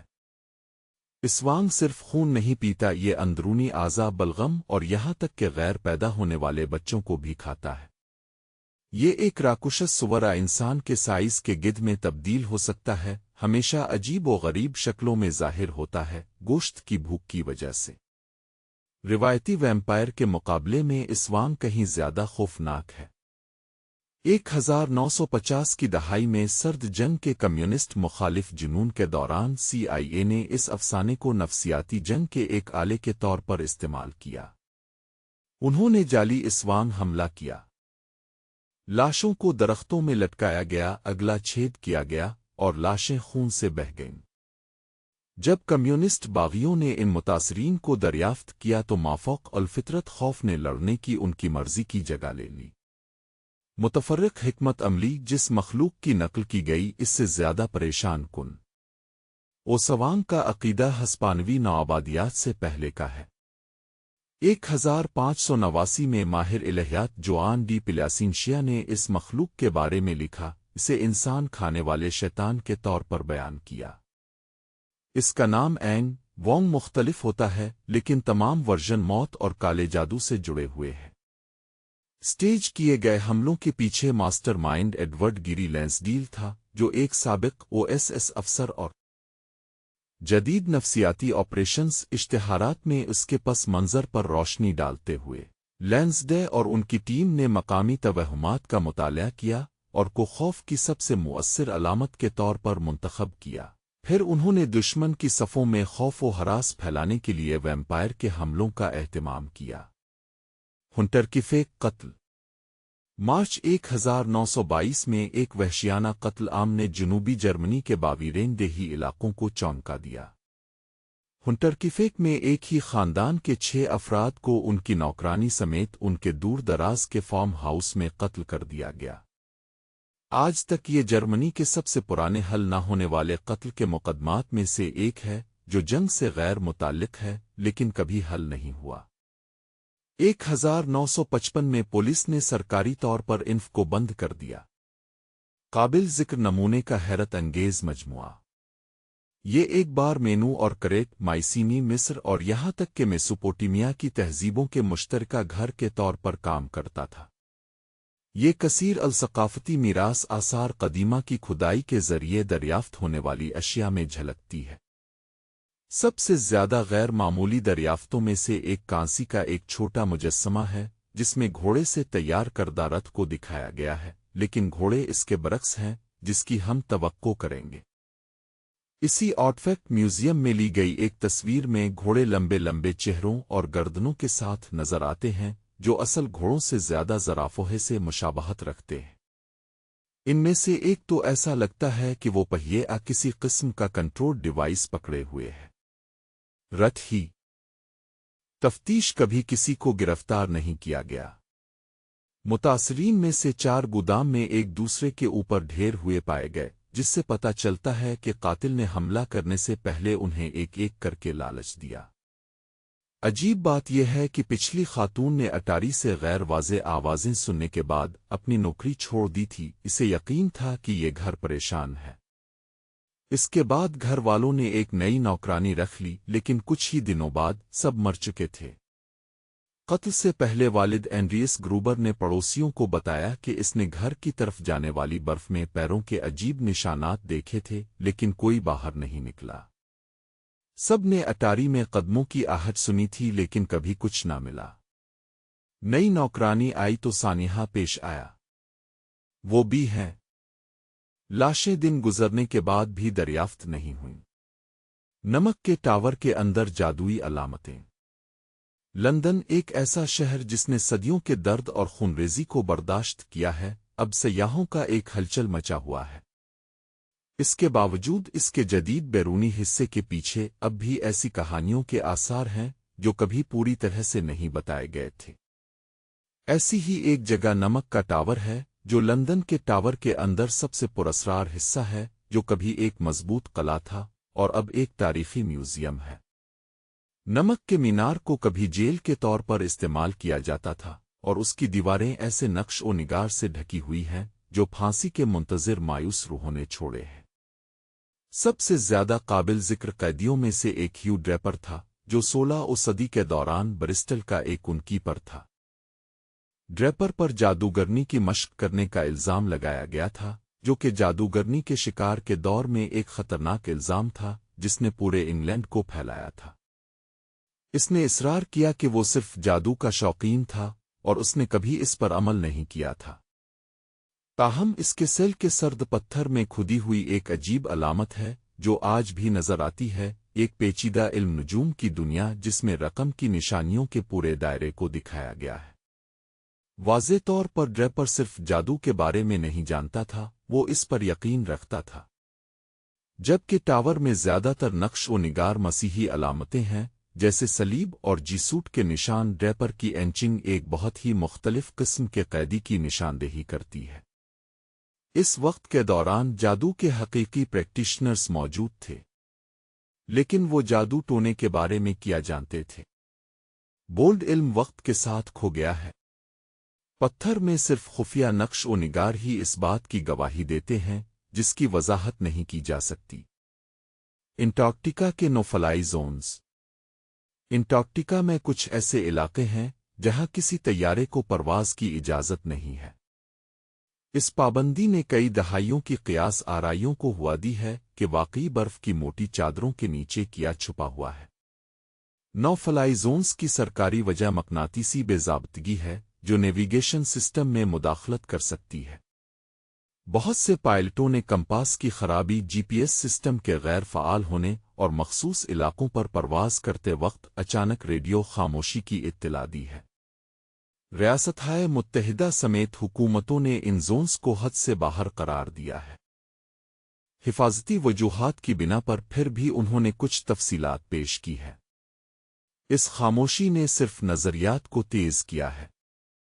کچھ لوگوں کا خیال ہے کہ نوفلائی زونز اجنبی ٹیکنالوجی، قدیم گمشدہ شہروں اعلیٰ خفیہ سرکاری سہولیات کو چھپا رہے ہیں۔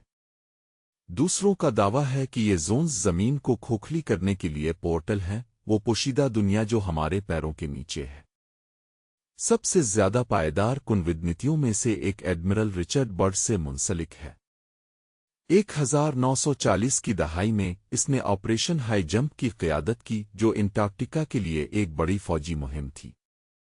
افواہوں کے مطابق اس نے عجیب و غریب اڑتی چیزوں کا مشاہدہ کیا اور ایک زیر زمین دائرے میں داخل ہونے کا راستہ دریافت کیا۔ ان کے جریدے کو مبینہ طور پر خفیہ رکھا گیا ہے جس میں ایک پراسرار برف کے نیچے رہنے والی سنجیدہ تہذیب۔ اس بات کا کوئی ٹھوس ثبوت نہیں ہے کہ ایڈمرل برڈ کو کبھی کسی مافوق الفطرت چیز کا سامنا کرنا پڑا ہے، پھر بھی جو اس نے مبینہ طور پر بیان کیا ہے وہ قطبی تحقیق کی تاریخ میں سب سے زیادہ مستقل رازوں میں سے ایک ہے۔ اور اگر انٹارکٹیکا واقعی تصور سے باہر رازوں کی حفاظت کر رہا ہے تو شاید یہ نوفلائی زون انہیں انسانیت سے پوشیدہ رکھنے کی کلید ہے۔ قدیم محفل گیمنگ کوئی جدید ایجاد نہیں ہے۔ یہ آرکیڈ مشینوں آپون کے کلاسک کھیل سے شروع نہیں ہوا تھا۔ قدیم لوگ کھیلوں سے اتنے ہی متوجہ تھے جتنے ہم آج ہیں۔ اب جدید آثار قدیمہ کے ماہرین تاریخ کے سب سے زیادہ قوانین میں سے ایک کے قواعد کو ڈی کوڈ کرنے کے لیے جدوجہد کر رہے ہیں۔ مقبول تفریح۔ اگر کوئی آپ کو بغیر ہدایات کے چند اجارہ داری کے ٹکڑے دے دیتا ہے تو کیا آپ یہ جان سکتے ہیں کہ کس طرح کھیلنا ہے؟ اب تصور کریں کہ وہ ٹکڑے 1000 سال تک زیر زمین دبے ہوئے تھے، چیلنج بہت بڑا ہوگا۔ بالکل ایسا ہی ہے جو university of Freiburg and Switzerland کے ماہر آثار قدیمہ روڈیگر شیڈیلر کرنے کی کوشش کر رہے ہیں۔ سال 2005 میں پوگڈ سلوواکیہ میں ایک نئے صنعتی زون کی تعمیر کے دوران کارکنوں نے غلطی سے 4ویں صدی کے جرمن سردار کی قبر کا پتہ لگایا۔ اس رہنما نے وہاں 16 صدیوں سے زیادہ آرام کیا تھا جب تک کہ اس کی قبر کو بے نقاب نہیں کیا گیا تھا، جسے ماہرین آثار قدیمہ کی فوری دلچسپی تھی۔ قبر کے اندر انہوں نے متعدد خزانے، لکڑی کا کام، سیرامکس اور ایک خوبصورتی سے تیار کردہ لکڑی کے بورڈ گیم کو دریافت کیا۔ گیم بورڈ ایک جدید شطرنج بورڈ سے ملتا جلتا ہے جس میں 17 قطاریں اور نیچے 18 قطاریں ہیں۔ اس کے ساتھ چند بلیک اینڈ وائٹ گیم کے ٹکڑے تھے۔ تقریباً 2 دہائیوں کے بعد روڈگر شلر اب بھی اس پراسرار گیم کے قوانین کو ڈی کوڈ کرنے کی کوشش کر رہا ہے۔ یہ ایک بظاہر ناممکن کام ہے جو اس کی ساری زندگی اس کی پیروی کر سکتا ہے۔ پھر بھی اس نے دوسرے قدیم کھیلوں کے لیے کامیابی کے ساتھ اصولوں کی تشکیل نو کی ہے، جیسے کہ لوڈی، ایک رومن حکمت عملی کا کھیل جسے یونانی کھیل سے ڈھالا گیا ہے، کوئی بھی اسے گھر پر آزما سکتا ہے ایک بساط کا استعمال کرتے ہوئے اور فی کھلاڑی 24 ٹکڑے کل 48 قواعد فوری آن لائن تلاش کے ساتھ دستیاب ہیں یہ تعمیر نو گیم بورڈز پر مبنی ہے جو چھتوں کی ٹائلوں اور مندر کے سیڑھیوں میں کھدی ہوئی ہے جن میں پارتھینن کے بھی شامل ہیں قدیم تحریروں کے ساتھ مل کر ممکنہ حد تک درست ورژن کو دوبارہ تخلیق کرنے کے لیے پھر بھی کوئی بھی ان تمام تغیرات اور حکمت عملیوں کو صحیح معنوں میں نہیں جانتا جو ایک بار ذہن کی ان بھولی بصری لڑائیوں میں استعمال کی جاتی ہے دی ایگمیٹک نیولیتھک ماسک 2018 کے اواخر میں اسرائیل کے نوادرات کی اتھارٹی آئی اے نے جنوبی یہودیہ کے صحرا میں ایک نیولیتھک پتھر کے ماسک کی دریافت کا اعلان کیا جس نے وسیع توجہ مبذول کرائی اور نمونے کی صداقت کے بارے میں شدید بحث کو چھپانا خیال کیا جاتا ہے کہ یہ نایاب ماسک تقریباً 9000 سال پرانا ہے جو اس وقت کا ہے جب انسانوں نے پہلی بار زرعی زندگی میں آباد ہونا شروع کیا تھا یہ دریافت آئی اے کے اینٹی لیوٹن یونٹ کی تحقیقات سے ہوئی جس نے بعد میں اسرائیل کے پینا ہیور کے علاقے سے نمونے کا سراغ لگایا اسی دور کے دیگر ماسک کی طرح یہ بھی نرم چونے کے پتھر سے تراشی گئی تھی اس میں 2 کھوکھلے رنگ ایک واضح طور پر بیان کردہ من اور اس کے کناروں کے ساتھ چھوٹے سوراخ ہیں جو یہ بتاتے ہیں کہ یہ ایک بار کسی سطح پر بندھا ہوا تھا چہرے پر پہنا گیا تھا یہ ماسک انسانی معاشرے میں ایک اہم لمحے کی نشاندہی کرتے ہیں جب لوگوں نے آباد ہونا شروع کیا روایتی گاڑی کی طرح نہیں لگتا یہ کسی بھی چیز سے زیادہ آبدوز سے مشابہت رکھتا ہے یا شاید جدید ٹیکنالوجی کا کوئی عجیب حصہ ایک اور دلچسپ نمونہ ایک کانسی کی چیز ہے جس میں اوریا دیویوں کی تصویریں کندہ کی گئی ہیں جن کے بارے میں خیال کیا جاتا ہے کہ یہ عہد نامہ قدیم سے بادشاہ اصل کو پیش کرنے کا ووٹ تھا نوادرات پر نوشتہ عربی زبان میں لکھا گیا ہے اور محققین کا خیال ہے کہ اس کی ابتدا شام میں 7ویں صدی قبل مسیح میں ہوئی ان قدیم اشیاء کی خوبصورتی اور انفرادیت کو داد دینے کے لیے ایک ہی نظر کافی ہے سامس تاریخ کے قدیم ترین پانی کے انتظام کے نظاموں میں سے ایک کا گھر بھی ہے 6 صدی قبل مسیح میں ایک پہاڑ سے سیدھی سرنگ کھودی گئی اور رسم سماجی اصولوں اور مذہب کو اہمیت دیتے ہیں university of Nevada Las Vegas کے ماہر بشریات پروفیسر ایلن سیمنز نے نیشنل جیوگرافک کو بتایا جیسے جیسے آبادی بڑھتی ہے اور زیادہ لوگ ایک ساتھ رہتے ہیں آپ کو کسی قسم کے سماجی کنٹرول کی ضرورت ہوتی ہے یہ وہ جگہ ہے جہاں رسمی رسومات آتی ہیں میری 5 اور ثبوت زندگی میں بہت تاریخ پھر بھی سوال یہ ہے کہ یہ ماسک دراصل کس لیے استعمال ہوتے تھی کچھ ماہرین کا خیال ہے کہ انہوں نے آباء و اجداد کی عبادت میں کردار ادا کیا دوسروں نے ماسک کی صداقت پر سوال اٹھایا تجویز کیا کہ کم از کم کچھ جالسازی مافوق الفطرت سپاہی ہو سکتے ہیں امریکی انٹیلیجنس نے ایک بار انکشاف کیا چین نے اپنے ہی فوجیوں پر حیاتیاتی تجربات کیے تھے جس کا مقصد کیپٹن امریکہ کے برعکس حقیقی زندگی کے سپر سپاہی بنانا تھا اور چین واحد ملک نہیں ہے جو اس طرح کے عزائم پر عمل پیرا ہے روس نے دعویٰ کیا ہے کہ یوکرین خفیہ طور پر لیب پر مبنی بائیو ٹیکنالوجی کا استعمال کرتے ہوئے جینیاتی طور پر بہتر جنگجوؤں کی فوج تیار کر رہا ہے امریکی قومی انٹیلی جنس کے ڈائریکٹر جان ریڈکلف نے یہ چونکا دینے والے الزامات لگائے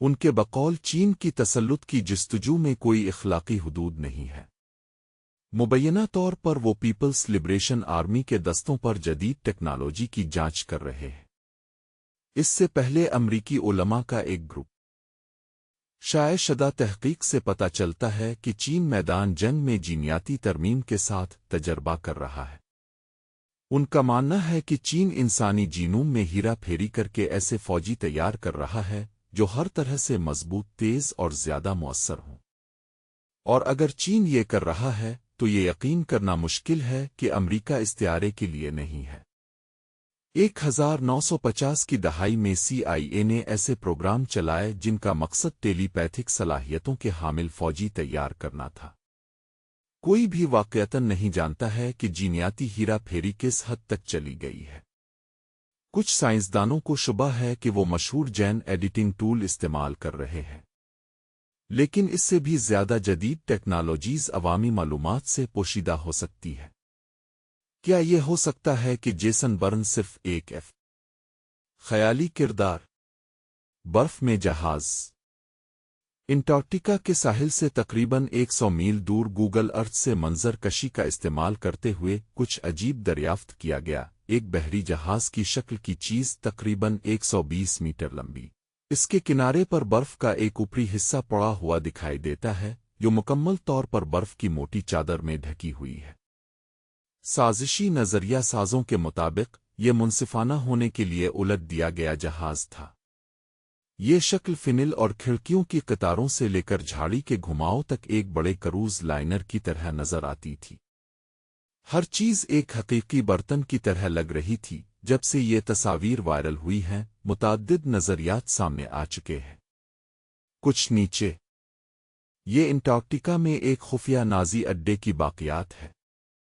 دوسروں کا دعویٰ ہے کہ یہ ایک سپر شپ تھی جو عالمی تباہی کی صورت میں دنیا کے اہم ترین رہنماؤں کی حفاظت کے لیے بنائی گئی تھی، جیسے نو کی کشتی کے جدید ورژن، لیکن عالمی اشرافیہ کے لیے مخصوص ہے۔ ایک اور نظریہ تجویز کرتا ہے کہ یہ جہاز دوسری جنگ عظیم کے دوران اتحادیوں کے ہار جانے کی صورت میں آخری حربے کے طور پر بنایا گیا تھا۔ اگرچہ یہ نظریات جنگلی لگتے ہیں، سائنسدانوں نے اس سے کہیں زیادہ آسان وضاحت پیش کی ہے۔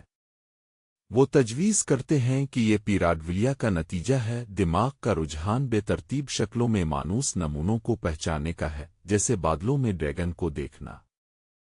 اس صورت میں انسانی ذہن نے صرف ایک آرڈر سے جہاز کی شکل کا تصور کیا۔ برف کے قریبی بلاک میں افسوس کی بات ہے کہ سائنسی وضاحتیں بعض اوقات من گھڑت سے کہیں کم دلچسپ ہوتی ہے۔ میرب کا صحرائی شہر۔ میرب کسی زمانے میں سبا کی عظیم مملکت کا دارالحکومت تھا، ایک خاندان جس نے جنوبی عرب اور اس کے وسیع صحرائی علاقوں پر حکومت کی۔ سابیوں نے اس شاندار شہر کو صحرا کے عین وسط میں سروت پہاڑی سلسلے کے نیچے بنایا تھا۔ آپ کس سے پوچھتے ہیں اس پر منحصر ہے۔ میرب کو بعض علماء شیبہ کی افسانوی سلطنت کا مرکز بھی سمجھتے ہیں، تاہم آج تک کوئی حتمی ثبوت موجود نہیں ہے۔ مسئلہ یہ ہے کہ شیبہ کا دارالحکومت سوڈان سے لے کر مختلف مقامات پر موجود ہونے کا دعویٰ کیا گیا ہے، ایتھوپیا اور مصر تک۔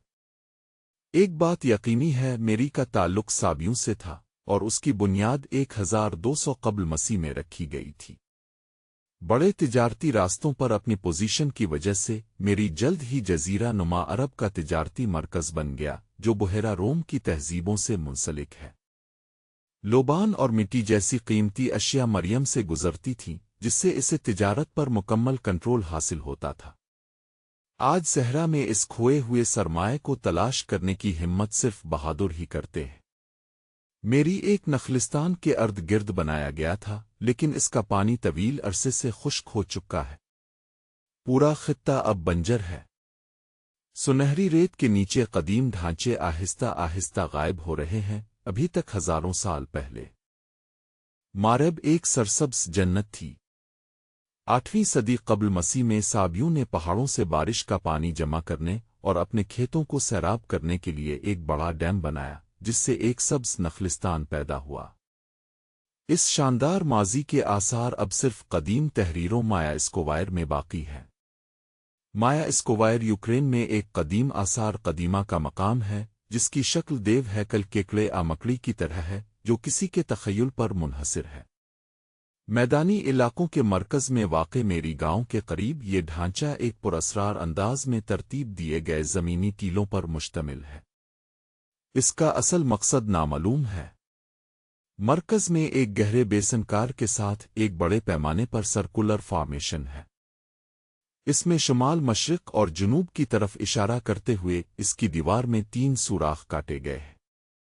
زمینی سطح سے یہ بے ترتیب پہاڑیوں کے جھرمٹ سے زیادہ کچھ نہیں لگتا ہے، لیکن اوپر سے یہ واضح ہو جاتا ہے کہ یہ ایک جان بوجھ کر تعمیراتی اعضا تھا اور تمام 250 میٹر تک لمبا تھا۔ اس مربع کو پہلی بار 1987 میں دریافت کیا گیا تھا، لیکن یہ 2001 تک نہیں تھا جب محققین نے پیراگلائیڈرز میں اوپر سے اڑان بھری تھی کہ شکل خود ہی ظاہر ہوئی۔ یہ ایک حیرت انگیز لمحہ تھا جو پیرو میں ناسکلینز کی دریافت کے مترادف تھا، جو صرف آسمانوں سے نظر آتا ہے۔ 2004 میں ہونے والی کھدائی میں اسکوائر کے اندر 5 قبریں دریافت ہوئیں، تمام 4 صدی قبل مسیح کے آخر تک۔ کنکال کے تجزیے سے یہ بات سامنے آئی کہ باقیات ہند نسل کی تھی، جس نے شواہد کو اکٹھا کیا۔ محققین کا خیال ہے کہ مایا اسکوائر تقریباً 5000 سال پہلے ایک بیرونی مندر اور ایک فلکیاتی رصد گاہ کے طور پر بنایا گیا تھا۔ یہ قربانی کی رسومات کی جگہ بھی ہو سکتی ہے، حالانکہ یہ حصہ قیاس آرائی پر مبنی رہا۔ رومن پورٹلینڈ کے گلدستے پر پراسرار منظر کشی۔ پورٹلینڈ کا گلدان پہلی بار 17 صدی کے اوائل میں روم میں ریکارڈ کیا گیا تھا، جس کے بارے میں خیال کیا جاتا ہے کہ یہ شہنشاہ الیگزینڈر سیویرس کے مقبرے کے اندر سے دریافت ہوا تھا۔ صدیوں سے آرٹ کے مورخین اس چھوٹے سے شیشے کے برتن کی تصویروں کو دیکھ کر حیران رہ گئے ہیں، جس سے مزین ہر روز سینکڑوں کیوبک میٹر پانی کی نقل و حمل کے لیے۔ جب اسے پہلی بار مکمل کیا گیا تو یہ وجود میں اپنی نوعیت کی سب سے لمبی سرنگ تھی۔ یہاں تک کہ جدید انجینئرنگ معیارات کے باوجود یہ کامیابی تعمیر اور آسانی کا ایک معجزہ ہے۔ Project Sunshine. پروجیکٹ سنشائن کوئی سازشی نظریہ نہیں ہے۔ یہ ایک حقیقی خفیہ تحقیقی پروگرام تھا جو کبھی ریاستہائے متحدہ اور برطانیہ کی حکومتوں نے انسانی جسم پر تابکار فال آؤٹ کے اثرات کا مطالعہ کرنے کے لیے کیا تھا۔ 1950 کی دہائی کے دوران سائنسدانوں نے برطانیہ، امریکہ اور یہاں تک کہ آسٹریلیا کے قبرستانوں اور ہسپتالوں سے لاشیں چرائی تھیں۔ کئی لاشیں حال ہی میں مرنے والوں کی تھیں۔ گہرے کوبالٹ کے نیلے شیشے میں تراشی ہوئی 7 خفیہ سفید شخصیات۔ آج تک صرف ایک شخصیت کی قطعی طور پر شناخت کی گئی ہے۔ ایک مشل اور کمان پکڑے درمیانی ہوا میں لٹکا ہوا ایک شخص جسے خدا کامدیو سمجھا جاتا ہے۔ ایک بہادر نوجوان اور ایک آدھی ننگی عورت بھی ہے جو گھومتے ہوئے ناک کو گلے لگا رہی ہے، لیکن ان کرداروں اور دیگر کی شناخت ابھی تک نامعلوم ہے۔ BBC کے مطابق کچھ اسکالرز کا خیال ہے کہ یہ اعداد و شمار افسانوی شادیوں، یہاں تک کہ کلیوپیٹرا اور مارک انٹونی کے درمیان تاریخی شادی کی عکاسی کر سکتے ہیں۔ ہو سکتا ہے کہ گلدستے میں ایک بار کسی اشرافیہ کی راکھ رکھی ہو یا محض ایک انمول تحفہ کے طور پر پیش کی گئی ہو۔ یقینی کیا ہے؟ یہ ایک بے حد قیمتی چیز روزمرہ کے استعمال کی کوئی چیز نہیں، اور اس کا مالک بلا شبہ امیر اور طاقتور تھا۔ جبکہ اسکالرز کبھی بھی گلدان کی تصویر کشی کے حقیقی معنی پر متفق نہیں ہو سکتے ہیں۔ اصل میں اس کی ملکیت کس کی تھی، اسے کس کے لیے استعمال کیا گیا تھا؟ ہر کوئی اس بات کو تسلیم کرتا ہے کہ یہ صرف 15 زندہ بچ جانے والے رومن کیمیو شیشے کے گلدانوں میں سے ایک ہے، ایک پرتعیش آرٹ فارم جو رومن سلطنت کے آغاز میں مقبول ہوا، جو تقریباً 50 سے 60 عیسوی تک پسند سے باہر ہو گیا۔ رومیوں نے پورٹلینڈ گلدانوں اور اس کے ہم منصبوں کو کس طرح تیار کیا، یہ ایک حل طلب معمہ بنی ہوئی ہے۔ دوسری جنگ عظیم میں UFOs۔ مئی 1945 میں ایک جرمن پائلٹ نے کانریڈ کے قصبے کے اوپر آسمان میں ایک عجیب اڑتی چیز کو دیکھنے کی اطلاع دی۔ یہاں تک کہ وہ تصویر بنانے میں بھی کامیاب ہو گیا، جسے اس وقت فوڈ فائٹر کہا جاتا تھا، چمکتی ہوئی سگار کی شکل کی چیزیں جو اکثر ہوائی لڑائیوں کے دوران ظاہر ہوتی ہیں۔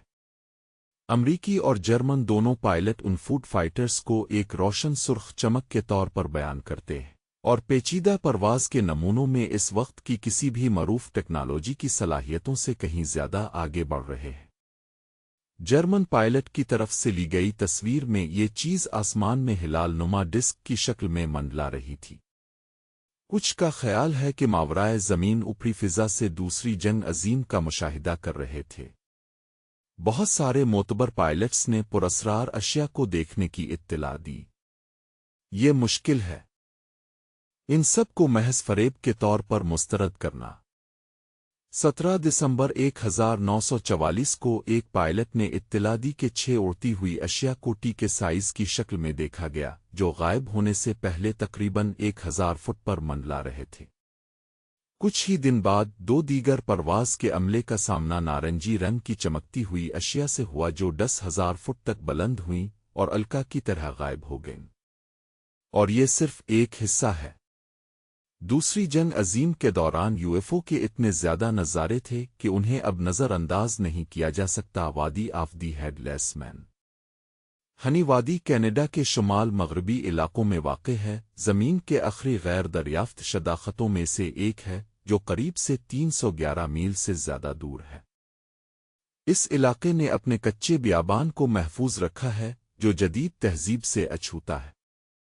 ये वादी न सिर्फ अपने दिलकश मंजरनामे के लिए जाना जाता है, बल्कि इसकी पुरस्रार दास्तानों के लिए भी जाना जाता है, जो नस्लों से गुजरे हैं।